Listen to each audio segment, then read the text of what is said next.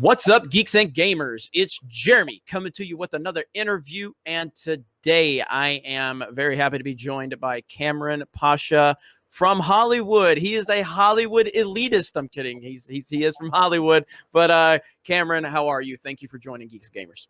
I'm great, Jeremy, and as I think I said to you earlier, I'm really excited to be on Geeks and Gamers. I've been a fan of the channel and a fan of yours personally since the early days of The Last Jedi. That's how I found you when I was looking for, am I crazy? Is there anyone else out there critiquing this movie? And I've been following you since then, and I've been really delighted to see your channel grow, and I'm excited to be on.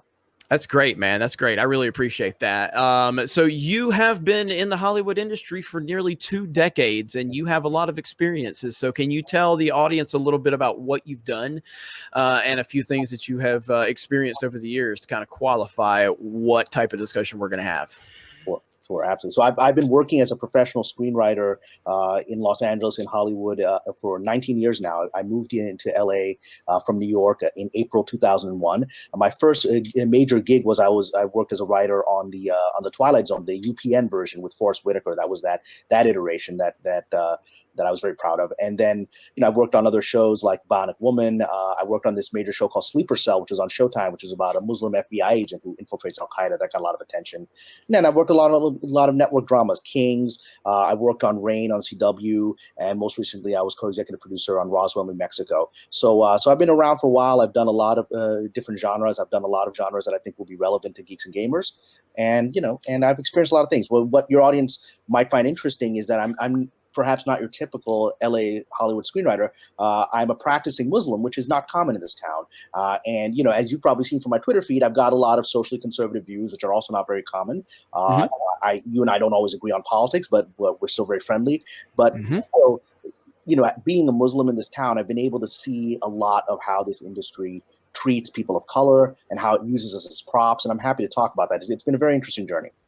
Yeah, and I mean, I think that's one of the things that, you and I follow, you followed me on Twitter, I followed you back. We had a few discussions and, we definitely don't, like, you're not a Trump guy and I'm obviously a Trump guy. And the reason we even need to establish that is not for me and you. You and I don't even need to talk about that, but it's to establish the situation we deal with in our society where there's this make-believe narrative that, oh, people that like Trump are people that, don't like him, can't get along. I had Robert Meyer Burnett on this channel. He's very outspoken, anti-Trump guy.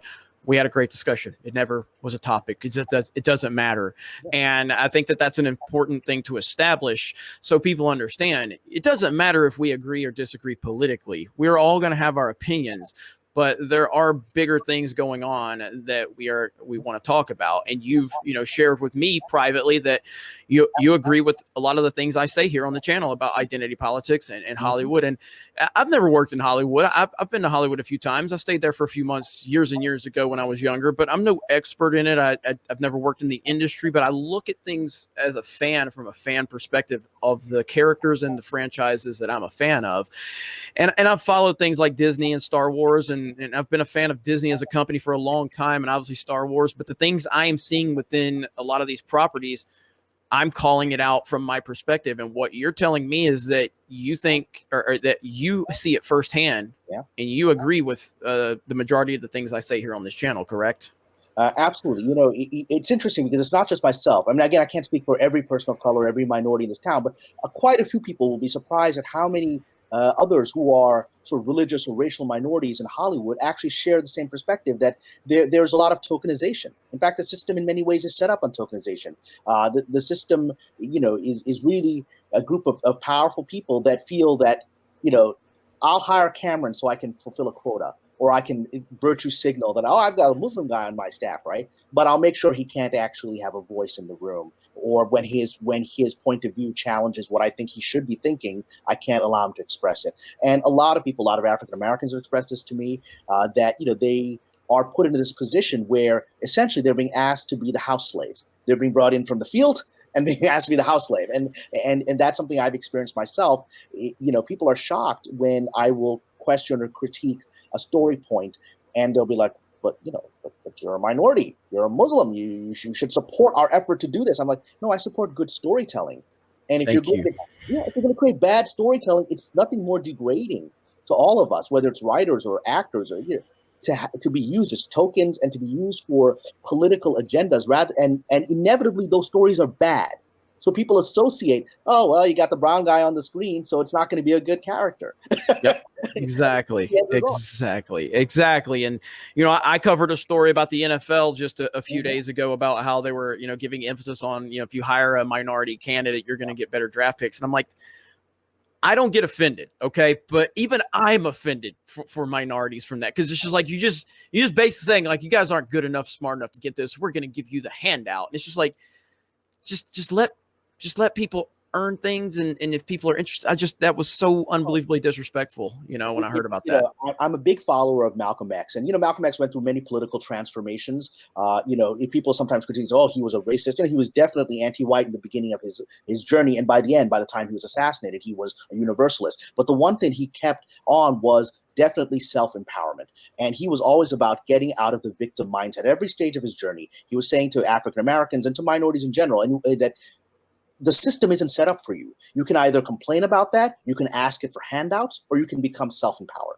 And that, in many ways, why he was so threatening, because he would be, I've watched clips of him talking very openly about how people in his time in the early 60s that were, people that were calling themselves liberals and helping the civil rights movement were all people that just wanted to keep, the African-American community and other minorities in a box. Right. And as long as they stayed in that box, it was fine. But the moment they started getting power and getting out of the box, it was a threat.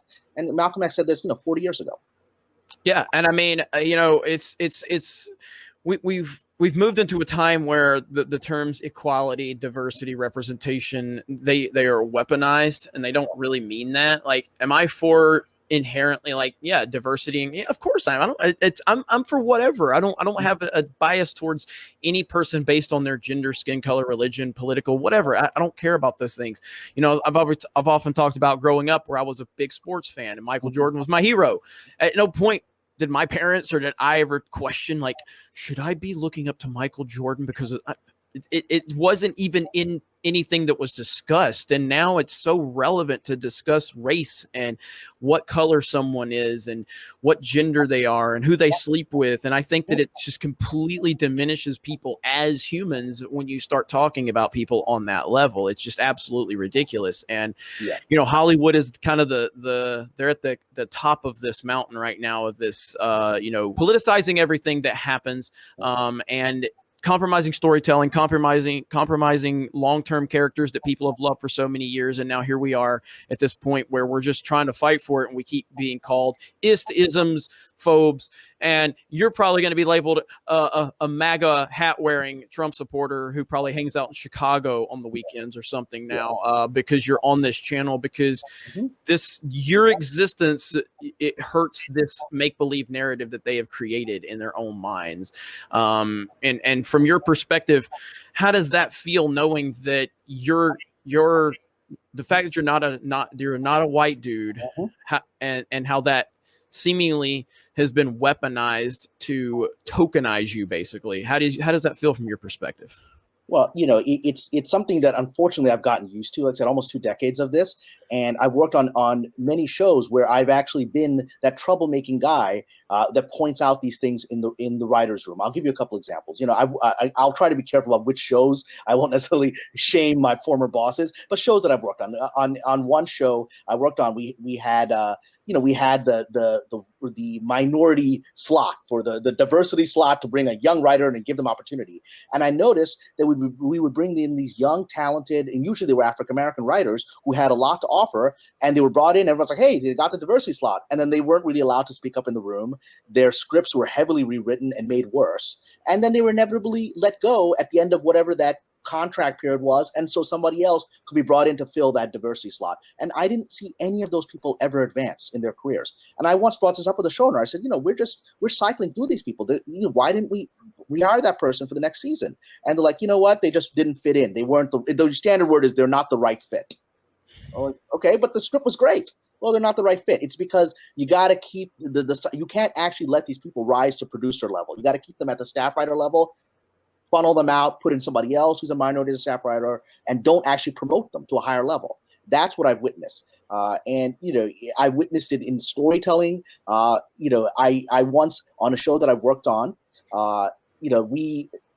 it was a show that was largely a Caucasian cast, and and they were saying that there's a lot. It was a historical show, and there's really no room for. There weren't a lot of minorities in this environment at that time period. I said, no, that's actually not true. There were people of this background, that background that were there in that country in this time. And here I came up with story ideas for those characters, and those would just be, pushed aside. And these were all people that were saying they were liberal, Hillary Clinton supporters. Yep. And I was like, come on, guys. I mean, this is silliness. I am the voice that you hired me to present these points of view, but you're not letting me present these points of view. Exactly, because you have to be in that framework that they have created. And if you step outside of that, then you challenge their entire worldview. Now, let's go ahead and jump into something that a lot of our audience is going to want to hear about, and that is The Last Jedi. And you say that is how you found the channel and how you found me. So what was your experience with The Last Jedi? Now, coming off The Force Awakens, did you like The Force Awakens going into The Last Jedi? And then you can pick it up from there. Sure. Well, let me first establish that I've been a huge Star Wars fan since I was a little kid. Like many people, it actually changed my life. I had a very difficult childhood, a lot of struggles, a lot of family problems. The only thing that got me through was I would have my Luke Skywalker action figures, and I would pretend to be him. And that gave me strength. Now here I am, brown Muslim guy, looking at Luke Skywalker, white blonde guy. And I would spend hours. In many ways, I became a screenwriter because I would spend hours creating movies, like fan fiction of Luke fighting these battles. Love it. Love it. And so you should get how deep it was for me. And I was a big fan of the EU books and all that. And so I was very excited when the new trilogy or the new Disney movies have been announced. And I'll be honest with you, when I watched The Force Awakens, I was disappointed because I was like, okay, well, this really feels like a rehash of A New Hope. And so it was the first Star Wars movie that I did not go and see a second time. Wow. That was shocking to me. I was like, okay, I enjoyed it. I actually thought Daisy Ridley did a good job with what was given to her. I thought that the characters were an interesting setup, but I walked out of it feeling just a little hollow. I didn't hate it. I just didn't feel enthused by it because it wasn't new. Whereas, I loved, and I think you do too, I loved the prequels. I loved them, right? And because they expanded the universe and they were surprising. You discovered things about Anakin you didn't have any idea that he was about. And it really, it showed me a whole new universe. And this felt like the universe had gotten smaller. So I was interesting. But then the Last Jedi, which I was excited about because I'll be honest, I liked Looper. I thought Looper was a really good film. So I was very excited that Mr. Johnson was going to be doing this movie. I was thrilled. I actually bought several, I'm sure others did. I bought several advance tickets, one for Friday, one for Saturday, because I knew I was going to see it multiple times. Me. And I watched it, and my stomach started sinking at the first moment when there was the joke, the Yo Mama joke. I was like, that's really out of place. It doesn't feel right. And then as it progressed, and I was like, something just feels wrong here. And then when Luke threw the saber over his shoulder, I was like, what the hell's happening here? And my heart started falling for 2.5 hours straight. And by the final, it felt like the final hour, the final last half hour, right? I was like, when is this going to end? I got to get out of here. And then when Luke dies at the end, I was like, you've got to be kidding me. He was a hologram, though. He didn't even fight. This guy, I walked out of there stunned.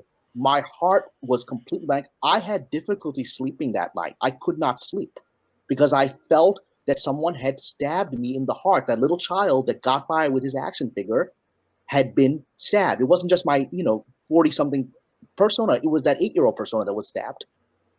But I had the second ticket. So, Jeremy, I went the next night. I was like, maybe I'm being unfair to this movie, right? Because it's beautifully shot. He's a great cinematographer. He's a great cinematographer. I'll give him that. And so I said, I'm going to watch this again. And I watched it again, and I still didn't like it. I was like, and then I felt crazy. I felt alone. I felt like I'm out of my mind because I was like, why is this hurting me so much? And I started going online, and I began to find on Twitter random individuals going, man, am I crazy? That wasn't a good movie. And through that process, stumbled onto you. And I think the channel was very early in those days. Oh, yes. Yes. And that's it. And so what I will say this, and I think some of your viewers will be surprised by this. I have talked to many professional screenwriters who are colleagues. and they have said quietly, they won't say it publicly, unlike me, who's a loudmouth. They're like, The Last Jedi is a piece of garbage. It's one of the worst scripts I've ever encountered. They're like, this is a terrible script. And I've heard this from professional screenwriters with credits that you will recognize, and you will be startled. The people with award-winning credits of movies and shows that you watch will say to me privately, this script is a piece of garbage. I think I've met one professional screenwriter who said he thought it was okay, but he was already disappointed with the prequels. So he thought that Star Wars had lost its mojo, so he had lowered his standard of expectation for it. So, but others were like, no, this isn't good storytelling. And as you may have heard, I have often been asked to teach screenwriting seminars. I've been invited to universities all over the country who are often interested in hearing, Muslim guy in Hollywood. And then they'll often say, can you teach a class about your screenwriting method? And so I have discussed The Last Jedi in these classes. And some people have questions, say, I don't know, Kamran Pasha, I don't see any evidence he's ever taught any classes. I mean, I did a talk right after The Last Jedi. I went back to Dartmouth, which is my alma mater. I was called to speak there, and I did a whole impassioned talk about The Last Jedi story problems at Dartmouth. And just last year, I did it at the University of Oklahoma, right? And so this is happening at a visceral level on data. People are talking about this, but the official narrative is we can't talk about this. Yeah, that's it wasn't the University of now I'm blanking on the university. It's Oregon, not Oklahoma. So if anyone goes to Oregon, I was there last year talking about The Last Jedi. Okay.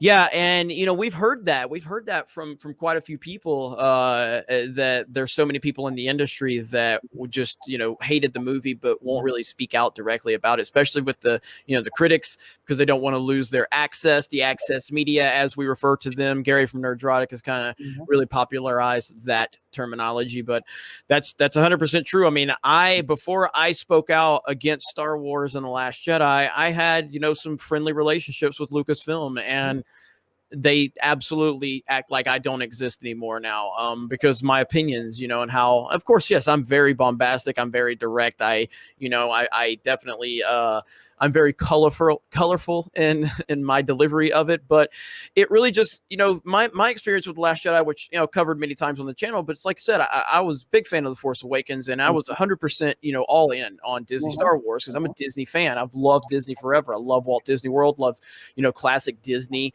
I've just always been a fan of Pixar, everything. And so while I've never been the biggest fan of the Marvel Cinematic Universe, I've appreciated the Marvel Cinematic Universe for what it's created. And it's been a, success on every single level. So looking at that with Pixar, with Marvel, with, the theme parks, with everything, I was like, Disney has been so successful across the board. They're going to do great with Star Wars. Force Awakens, went and saw it several times, loved it. Very excited for The Last Jedi. Go into The Last Jedi, much like I went into other movies and that I'm excited for. And it just took me time to process it. Because, I walked out of The Last Jedi just like, oh, yeah, I love this movie. But then because you don't want to think about it. Right. Never. I did not want to not. I was like, I can't. Like, I'm a prequel defender. I can't hate a Star Wars movie. So even me trying to acknowledge my issues, I was not allowing myself to fully accept what was going on. And I've talked about how I talked to my friends about it after seeing it a couple times, and they were like listening to me talk, and they're like, I hear you say that you like it, but you clearly hate the movie, dude. I was like, no, I can't hate a Star Wars movie. And then eventually, it got to the point where I finally had to red pill myself on Disney Star Wars. Now, we see a lot of this stuff with identity politics with, Lucasfilm and Star Wars, the Force is female and all that stuff. And I mean, do you think that the reason we have lost Star Wars is strictly due to identity politics, or do you think it's just a lack of talented people working on the projects? What do you think really got us to this place with Star Wars? Well, I think it's both, and they're linked. Look, at this point, my opinion on Star Wars is very public. So I don't think Kathleen Kennedy will be hiring me. I actually met her once many years ago, and she was very nice and and polite. And so I don't have any personal issues against her as a human being. And she's worked on successful movies. I do have issues with what Lucasfilm has done post George Lucas and under her leadership. And I've been very public about it. And I don't really have a bridge to burn with her, but it'll be burned. But I do believe and this is again from I had friends that were at least up for the Boba Fett project, right? And so they were able to give me insight as to what's happening there. And these were, again, people that you would consider Hollywood liberals who were saying, yeah, man, Lucasfilm is in seriously bad shape, right? They were the ones that told me that Boba Fett is going to be killed, right? Because they'd gotten the word early on. And from what I'm hearing from several friends who actually do deal with Lucasfilm, is that it is very much a politicized environment. Ms. Kennedy came in, as many people I've worked with share her point of view, which is she felt she was on a historical crusade, a moment in history where she had achieved power as a woman, and that she felt that the narrative, she had some kind of historical duty to adjust the narrative in a certain direction for another generation. The problem was that the narrative, what she did not understand, in my opinion, is that the narrative didn't need it. Right? There were always strong women in Star Wars from the very beginning. I mean, the first time you see Leia is with a blaster, right? Yep. That's the first time you see her, right? And she talks. She's the only one not scared of Darth Vader. She talks to his face right in front of him. Only you would be so bold. I mean, she's the one being bold. Yep. And that's all of these characters. And the prequels had all these powerful women throughout. And then we had Ahsoka, and the culture that George Lucas had always created had been universalist and had been empowered. And again, he was focused on storytelling. He was focused on archetypes. So he had no problem with traditional heroes and heroines. But in this current political environment, and I will be honest, it has accelerated since Trump's victory in 2016. It was this combination of just where we are culturally, where people of a certain generation have a certain understanding of feminism, combined with the fact that they felt that they had to get to a very extreme political messaging to fight Trump. And, I'm not a Trump supporter, but I witnessed that was their agenda. Right. And it was then Miss Kennedy was hiring people, or hire a story group filled with people that were not necessarily Star Wars fans, not necessarily knowledgeable, but were part of the political agenda. And she had the license, because Force Awakens was a massive success. She had the license to do that. And that's why I think, even though I've heard that Bob Iger was very uncomfortable with The Last Jedi, I've heard that. When he saw the first cut, he's like, what is this thing? I don't know about this. But, he trusted her. And like everyone else in Hollywood, everyone thought this is where the narrative is going culturally, or at least we have to push the narrative there. So he went along with it, and it's all about deconstructing and subverting expectations, which I have said to other screenwriters, there's nothing more offensive than subverting your audience's expectations. You should surprise your audience, you should delight your audience, but to subvert them means you're insulting them. And so I find that very offensive. But that was this deconstructionist methodology that people were using. And then The Last Jedi made a lot of money, not as much money as The Force Awakens, and then the backlash began, and then people began to realize maybe this narrative isn't working. And the problem is, from my experience in Hollywood, people become convinced that at some point they become convinced they're doing the work of God, even though most of them don't actually believe in God. But they're doing the work of God, or at least the God of their imagination. And so then you can't question this, because to pull back the narrative is to pull back righteousness and human evolution and the moral development of society. So suddenly you had emotional inputs being put into these decision making, which weren't rational. And that's the struggle of Lucasfilm and Disney for the last couple of years, is rational decision making versus emotional ideological decision making. And the struggle isn't over. We're seeing the fight is still continuing today. Yep, absolutely. Now, we're talking about Lucasfilm and Disney, and I know you've had some history with Disney. Mm-hmm. So tell me a little bit about your history with Disney from your perspective. Sure. I've worked for Disney. I worked as the head writer for the Tron animated series, Tron Uprising, which was linked to the Tron sequel that came out back in around about 10 years ago. Mm-hmm. It was essentially the prequel story of how the world, the Tron sequel was revealed, and how essentially the forces of evil had taken over the Tron universe, right? And the resistance to that. And the gentleman who had written the movie had created this idea for this animated show for Disney as part of the package. But they're busy being successful screenwriters, and they weren't going to run that show. I was hired to be the head writer of that show, and I hired a writing staff, and was very proud of that show. And to this day, I still get people saying that was an incredible show. But about halfway through my contract, I was fired. I was fired because I challenged how things were happening at Disney. When I was first, and again, this may burn bridges at Disney, but it's okay because I already have my history with them, and I'm not sure I would work with them again if the opportunity arose. But when I was hired for Disney, my lawyer said to me, be careful. They don't play well. They're and I've worked at Warner Brothers, I've worked at Paramount, I've worked at CBS studios, and I've seen Machiavellian stuff and know how the town works. But he said, no, this is a whole other thing. You got to be careful there. And so I will tell you an incident that happened on the very first day.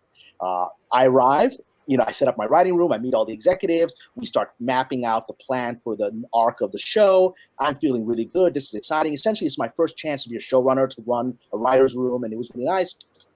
And then at the end of the day, one of the executives said, hey, come into my office, I want to talk to you. She went in, she closed the door and said, and she said, I really like you. You come across as a very honest, sincere person with no agenda. And she said, people already think that's an act. That's a perfect thing. She said, people are wondering what your angle is. She said, you've got to be careful. You're coming across as a very sincere person. And so people are already thinking this guy must have his knife sharpened, because he can't honestly be this happy-go-lucky guy who just wants to make a show, right? That speaks volumes to Hollywood right there. That speaks volumes, because a nice, sincere, authentic person seems out of place in Hollywood to Hollywood people. That just speaks volumes. Already people are saying, what's this guy's angle here? I don't trust him. He seems too real. Wow. And so wow. And that, there were problems in the development and production of that show, which I don't want to go into too much detail, but I ended up challenging the executives, saying that, look, I think here and here we have bottlenecks into how we're getting this done. And either these people are going to get, people weren't meeting deadlines to get notes, that kind of things. We were falling behind. The animation was in Asia, and we had to get my scripts were done. They were being held up in approval by the political system within Disney, and we were now massively behind schedule, even though the scripts were all on time. And I finally said, I identified, okay, this and this person are not getting notes on time, and we need to either have them start doing what they're supposed to do, or they need to get out of the process so we can continue. Being, again, straightforward, I just said, this is what the problem is. The next day I was let go, because those people were politically powerful. And, if they're like, well, if you're going to ask us to let go of them, we're going to let go of you. And said, I'm going to go. And then the show continued without me. And I think there's a market difference. Personally, I believe there's a market difference in the quality of the storytelling after I left, because people were brought on that were willing to accommodate the situation and not create waves. And that didn't lead to a better show, in my opinion. Wow. So that's the culture of Disney. Yeah, that's crazy, man. And I mean, I get why a lot of people in Hollywood don't want to speak out against somebody like Disney and Warner Brothers or whoever, just a big company, a big studio, but especially Disney. Disney just has so much control in every aspect of it. But it's all about the fact that they preach all of these values about diversity, inclusion, representation, but it's never really about that. It's about the diversity that we can use to continue to form our narrative. And I think that's why they're struggling. They're struggling in so many different aspects right now to really maintain the fan base, maintain the audience. And it's a really strange dynamic. It's a really strange dynamic. Now, with other projects that you've worked on, are there any particular stories that you would like to highlight that you've experienced in other projects, or is there any, and I know we're not going to be like putting anybody on blast per se or anything, but are there any specific instances that you would like to talk about, that you would like to explain what's happened with your almost 2 decades in Hollywood? So I'm going to tell a couple of stories that are specific to me, being a Muslim guy in Hollywood, because that's a very unique thing, right? There's different minorities here. There are very few Muslims. There's been a few more in recent years. When I showed up, it was pretty much me, right? It was me, and I was like, okay, it's me out here. And I'm going to say something that's perhaps controversial, but it's also true. Being a practicing Muslim in Hollywood is a bit of a lightning rod, because Islam is not like any other. It's an emotionally charged thing, people have strong opinions about my religion, and in Hollywood in particular, you would think people would be very friendly to it. They're not, because for very frank reasons, Islam is seen as a problematic religion inside of Hollywood for 2 reasons. One is that it is seen as a socially conservative religion that is resisting the narrative, the gender narrative, all these other political narratives that are being pushed. I think Mormonism is very similar in that respect, and other elements within Christianity and Judaism. But Islam as a religion as a whole has largely been very resistant to the social messaging out of Hollywood. So it's seen as as a backwards religion that's homophobic, that's anti-female. It's not those things, but it's perceived that way. Number one. Number two is a lot of people are very emotionally passionate about the Middle East. A lot of people have very strong opinions about the Arab-Israeli conflict in Hollywood. And being a Muslim, you're seen as, oh, you want to kill the people I care about in Israel. I'm like, no, I don't. But that's projected onto you, right? Right. So, and I've actually went to Israel twice last year, had a very interesting experience, but setting that aside. So I'm going to share with you a couple of incidences, which I think will highlight, and these are coming from people that are calling themselves Hollywood liberals, people that proudly voted for Barack Obama and people that proudly fought for Hillary Clinton and are fighting for Joe Biden today. So the very first instance I had of that was when I was working on Twilight Zone. So I was a staff writer. So this is back in 2002, very early on, September 11th it happened. So that was hanging over all of us and all of that. But, I was working on a show and I was staff writer. And, I got my first notes call on a project, and the boss, the showrunner, my showrunner was Ira Stephen Bear, who created Star Trek Deep Space Nine. He's an absolute genius, right? And so Ira Bear was my boss. He brought me in for the notes, and then one of the executives on the call came in, and she didn't know that I was that I was on the call. She just thought the boss was on the call, right? And he just said, be quiet and learn from this. You're a young writer, so take notes and what she says about the notes. And she didn't know I was listening. And so the executive started saying, in this particular episode, the villains are Chinese, I don't think that's what we want to do politically. We want to keep a good relationship with China. This is 2002, right? Oh, so let's make the villains Arab. Nobody likes those guys, right? Oh.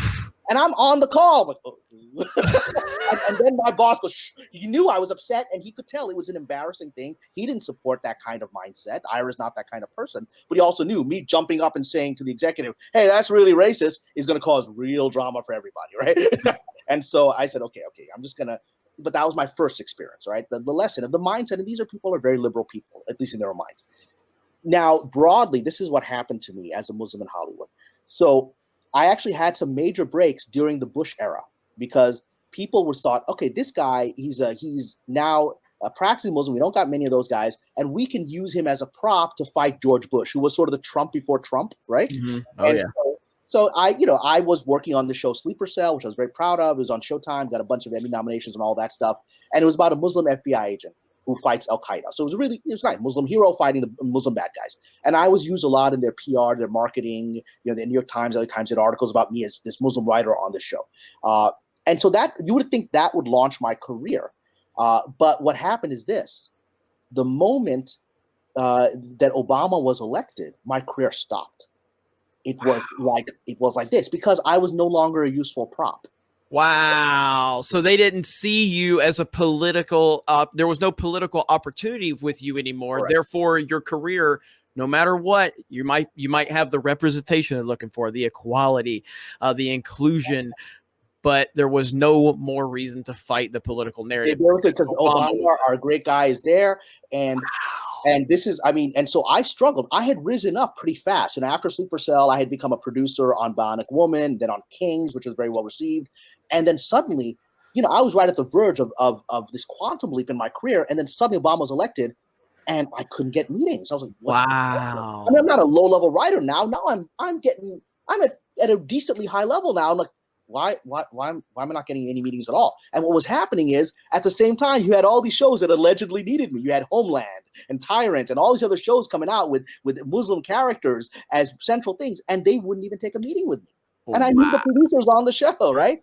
And so I was shocked. And my agent's like, well, you're not really what they want. You're not really fitting their narrative. Like, wow. They're like, we'll get you other stuff. So I basically left my specialty. Look, I have a life experience talking about this thing as a Muslim in America. And there are all these shows about Muslims and terrorism and this and that. And I'm like, nobody wants me on them. Nobody wants my voice on them. Okay. So I started doing other stuff. Like I got to work. I did historical dramas. I worked on Rain on the CW, which is Mary Queen of Scots. I worked on Roswell, New Mexico, which is a science fiction show about aliens. And so, but the very thing that you would think they would want my point of view for, they didn't want my point of view for. Well, see, that's a very important point you're bringing up too, because we look at Twitter now, we look at Trump, social media has given, it's magnified everything now with politics. But the reality of it is it's been going on a lot longer than what we realize. Yeah. So yeah, you go back to George W. Bush, who was a very unpopular president from the liberal and Democratic side.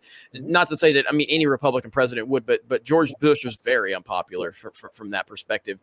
But you saw career growth when the president of the United States politically was against the Hollywood narrative. But the moment that Barack Obama became president, suddenly they didn't feel as energized, to use your race, or your race turned out to be, it wasn't even about your qualifications. You were clearly qualified to do the job. You had worked hard. You had went through the grind. You had elevated yourself from a career standpoint. But when it didn't fit the political narrative, suddenly all of your qualifications didn't matter. But that's always been the case with Hollywood people. But it really came down to your race and your religion didn't matter anymore. That is fascinating. That is fascinating. But it's not shocking, but it's fascinating to hear it firsthand. You want to hear this, Jeremy? This is good. This is the icing on the cake of that, which is the day that Trump was elected. By the way, I knew Trump was going to be elected. I'm not a supporter of him. I have my issues with him, but I knew he was going to be elected. I knew where America was. I knew in the final year of Obama's presidency that the social issues that were being pushed were so far left, like transgender bathrooms for children. I said, people are going to react to this, man. They're going to have a reaction to this. And I knew someone like Trump was coming. And then when Trump appeared, I knew he was coming. And people in Hollywood didn't believe me because they couldn't see it. And I was like, this is going to happen, guys. You got to get ready for this. He's going to win.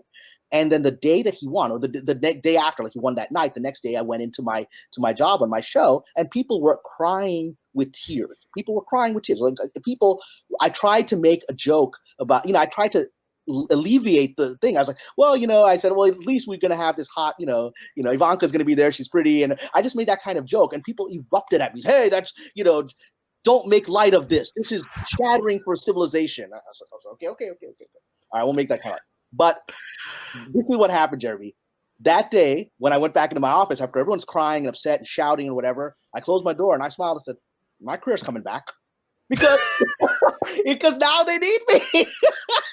Now they need the Muslim guy because Trump's already doing this Muslim ban. They're going to use me. Oh, God.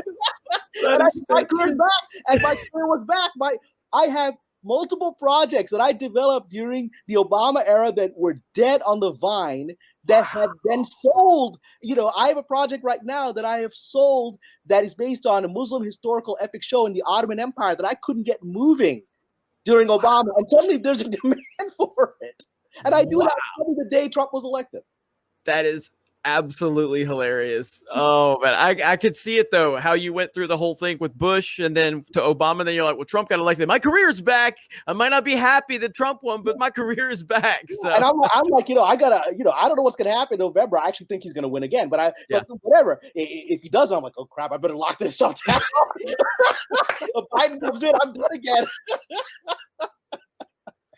Oh, man, that is absolutely fascinating to hear firsthand, because again, if you pay attention to what's going on, I mean, it's obvious what is happening. And, going back to, like, I have no problem with the movie Black Panther. I liked Black Panther. I gave it an 8 out of 10, and I got accused of being a KKK member because I gave it an 8 out of 10. Problem with it. Can I give you a critique? Yeah.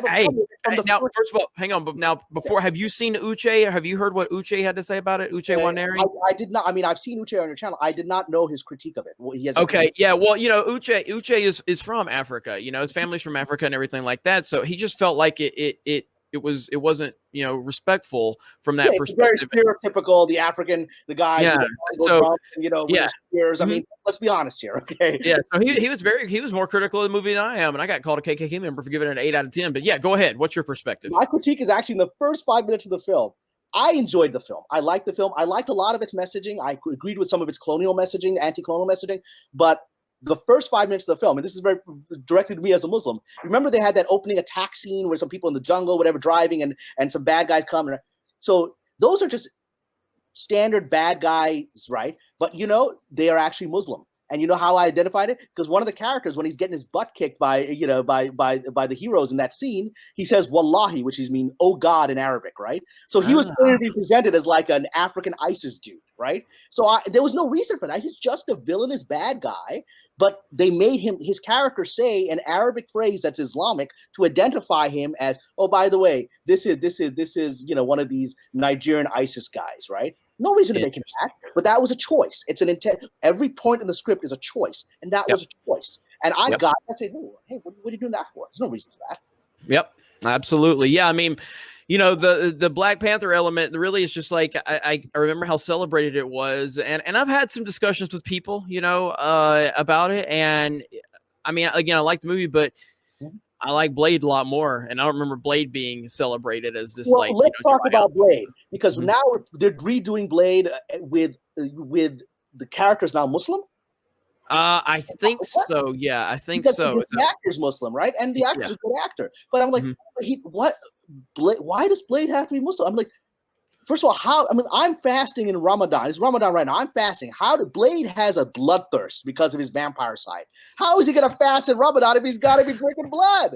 I mean, come on. It doesn't make any sense. And there's the character's religion is irrelevant. It's such a fascinating, Wesley Snipes made it an amazing character. Who cares what his religion is? It's not important to this character. Exactly. It's not. And it's just going to be, used, weaponized. It's ridiculous. It's not there for the right reasons. It's there for the wrong reasons. Yeah. And I mean, Blade was a fantastic movie back in the day. And I've said many times, if you were to bring, like in 2020, how there's a big controversy, like if there's a gender swap or a race swap to characters, people get mad and they go, oh, they're just mad because they don't want to say it. No, like if you brought Blade and you're like made him a white guy, like, or if they made an announcement to go, we're gonna reboot Blade, but we need a blonde hair white dude, blonde hair blue eyed white dude. I'm like, no, you don't. No, absolutely not. You don't need. I'll take Wesley Snipes at 60 years old before I'll take a blonde hair, blue eyed white dude for Blade. Absolutely, positively, do not do that. It's about respecting, where these characters came from and not, coming at it from an agenda. And if you announce that you were going to actively pursue a white guy to play Blade, which again, it would never happen. I'm saying for argument's sake, they made that announcement. I would be just as furious about that as I am about every other time they make the announcement. Just like with Batwoman, Ruby Rose quits and their first announcement is, we're going to find a member of the LGBT community. What does that matter? Just find a good actress that's going to be good for the role, And what do you say? I want to add to what you're saying, because I agree with you, and I want to add to you on this issue of race swapping, gender swapping. It is deeply offensive because what it is doing, it is not allowing natural characters of these backgrounds to be created. Right? You could not create Shaft today. This cool African-American detective, you couldn't create him. You'd have to take, a white detective. You basically have to take like Lethal, or like Lethal Weapon or whatever, and make them black just because, that you don't believe that there's an audience that will accept this character. So you have to add the imprimatur of this previous character onto this and see, here's your thing. And I'm like, that's the most insulting, offensive thing that you could say to a minority, is that nobody wants to watch you as your own character, but we'll make you a black Superman.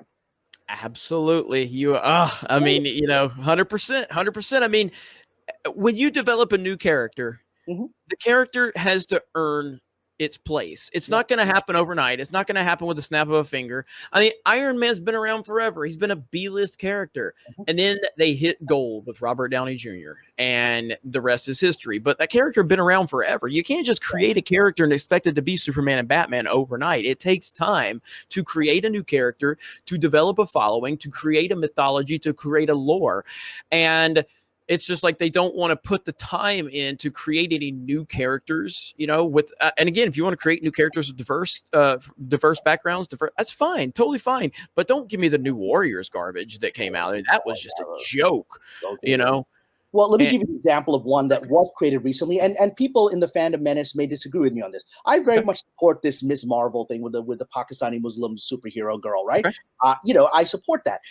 The challenge is that it has been used as a narrative of, we've got the Muslim girl who's going to fight the Christian patriarchy thing. And I was like, let this character develop its fan base, let it have the demand that it deserves, and let it have narrative storytelling that respects. I've got friends who are now working on the show version of that, and I'm very hopeful that that show ends up being an authentic show and not a woke thing. It's like it may end up being the latter because that's the natural default. Because, you know, again, they hired a very, you know, a woman, I think, who was a British woman who, at least to be the face of it, and, you know, we saw she made a lot of anti-white comments that she deleted.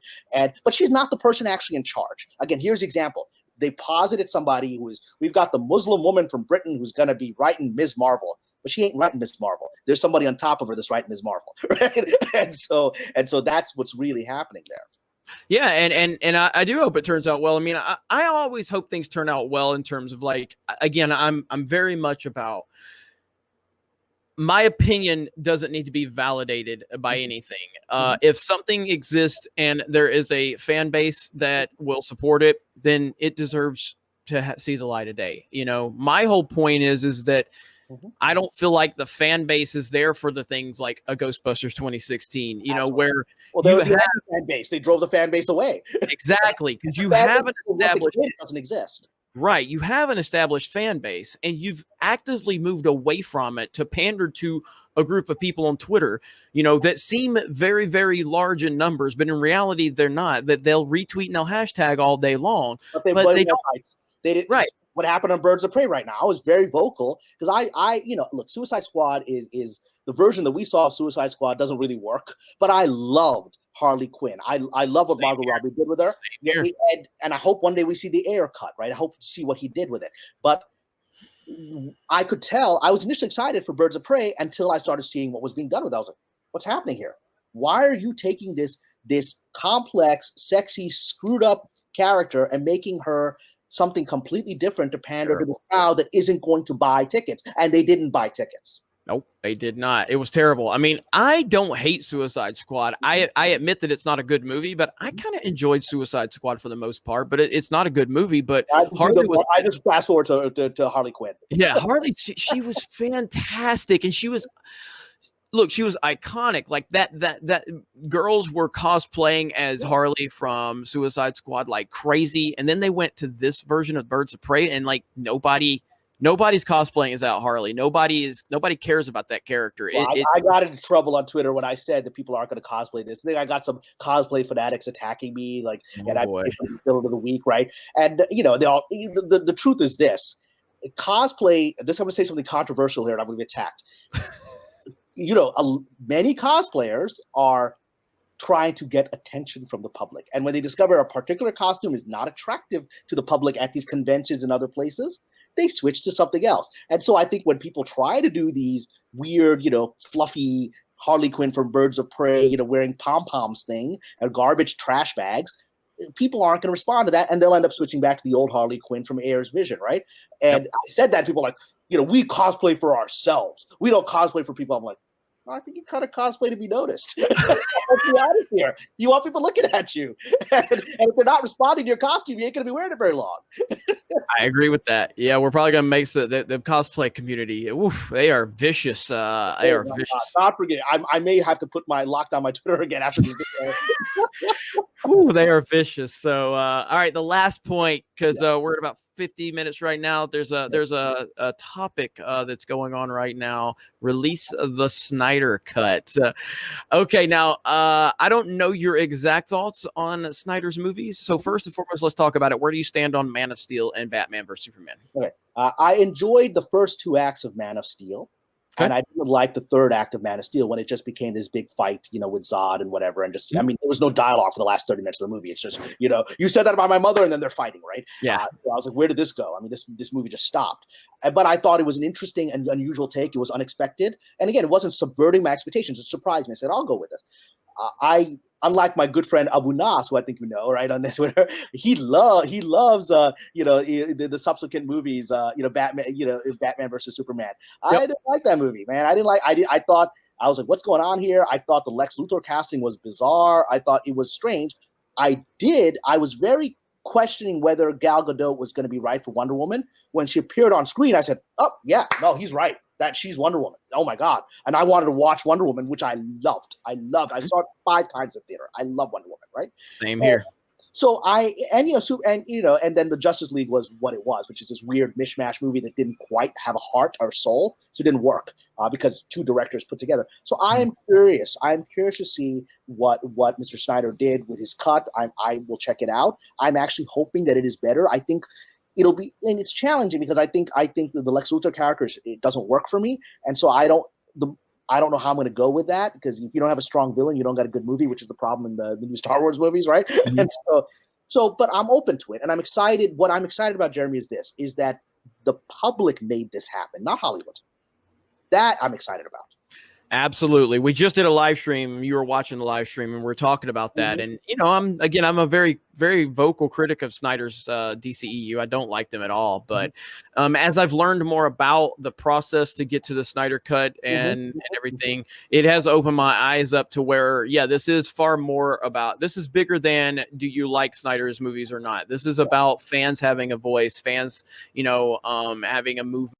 And the fans won, and that's the biggest aspect we can take away from this, is that with the announcement of the Snyder Cut being released on HBO Max in 2021, this is a clear win for fans. So if you are pro fans and having pro fans have a voice, then you should be happy and you should be a full support of the Snyder Cut. And if you're against fans and against fans having any voices, then you should be against the Snyder Cut. And I think that's a pretty clear distinction that we can make right there. But overall, I'm excited to see it, and we'll see how it all plays out. Okay, so now, do you have any projects that you're working on? Do you have anything that you would like to plug? Any place people can find you? Anything like that? You have an open forum right here. Anything you want to add? Sure. Well, people can follow me on Twitter. It's just my name, Kamran Pasha, the Twitter hashtag, and I've got a website, KamranPasha.com, just my name.com. I have a project which I'm hopeful for. It's in development, but we've actually had progress with it. I've been developing, as I mentioned earlier, an epic TV series, sort of a Game of Thrones set in the Ottoman Empire. Right, and so a big historical epic about the Ottomans versus Europe and all of that, and it's really centered around the harem of the Ottomans, which is of the Ottoman Sultan, which is the women of the harem. Were these were slave girls from Eastern Europe that were essentially the Sultan's concubines, and they were the political players of the empire, right? And so it's a show from their point of view. And so I'm developing that. I'm hoping I'll be able to announce a sale in the very near future. There's been a lot of stuff around it, but again, this town is what it is. I've been trying to sell stuff for years. At least Trump is in town, so maybe they'll buy it right now. That's good stuff. While Trump is still in office. That's good stuff. Well, I honestly, and we'll talk about this off air, but I do think that there's another full hour discussion you and I can have about your experiences. So, I've been a big fan, and I follow you guys regularly. So whenever you think I have something of value to add, please invite me back. Absolutely, man. Well, I really do appreciate you being here. We've been trying. I know, like when I was out in LA last year, we were trying to, meet up there just to hang out and, shoot the stuff. But it's finally great to finally get you here on the channel and have a discussion. And I do think that, you bring a definite credibility and some interesting perspectives for a lot of the things that we discuss. And it's nice to hear it from someone directly from Hollywood that's seen these experiences firsthand. Because I approach it from a fan standpoint, and so now hearing it firsthand from someone else that sees it on a daily basis, and I hear from people that are in the industry as well, but to have you on the channel and to talk about a lot of your experiences has been absolutely fantastic. So I really do appreciate you being here. So, other than that, you guys have a great day. I'll do my outro. Thank you very much for checking out this video. Solo lost money. Raylos are weird. Fuck Naughty Dog. And we will talk to you later.